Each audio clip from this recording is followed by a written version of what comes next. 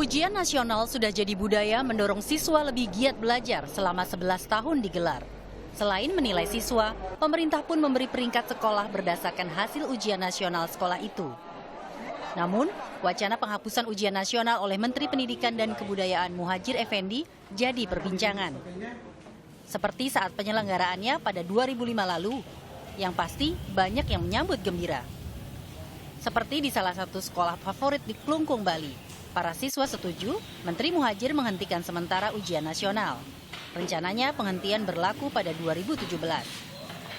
Para siswa menilai pelaksanaan ujian nasional selama ini telah menimbulkan ketakutan. Karena mereka yang terbiasa mendapat nilai tinggi bisa saja tidak lulus saat ujian nasional. Menurut saya untuk mencari perguruan tinggi itu bisa menggunakan nilai rapot. Karena kan dalam nilai rapot ini merupakan nilai keseharian yang memang ditekuni oleh siswa itu dibandingkan menggunakan nilai ujian nasional.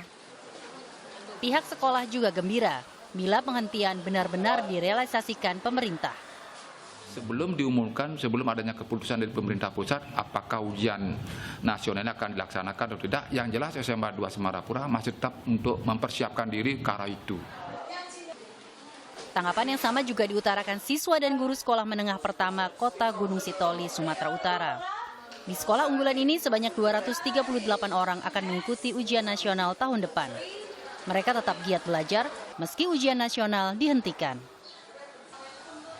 Kalau kami selaku siswa sih mungkin ini akan menguntungkan karena selama ini mungkin ujian nasional adalah satu hal yang paling ditakutkan karena jika tidak lulus ujian nasional maka otomatis nggak lulus dari sekolah. Jadi mungkin ini ada hal yang menguntungkan. Di mana sekolah kita selama ini melaksanakan ujian nasional dalam bentuk manual. Seandainya hal ini jadi dihapus, tentu kan tidak mengurangi juga persiapan itu untuk kita laksanakan ujian di tingkat sekolah. Dalam perjalanannya, ujian nasional mengalami gonta-ganti kebijakan di Kementerian Pendidikan dan Kebudayaan. Mulai dilaksanakan pada 2005, nilai minimal syarat kelulusan UN terus menanjak. Dari 4,25 hingga pada 2009 nilai minimal 5,5. Pada 2009 hingga 2014, bahkan bagi siswa SMK, nilai minimal pelajaran prakteknya wajib bernilai 7. Dengan 30 variasi soal sebagai bahan pembeda agar siswa tidak saling menyontek.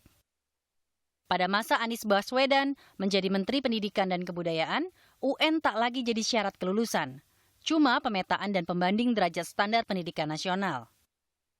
Kebijakan ini diteruskan oleh Menteri Pengganti Anies Muhadjir Effendi.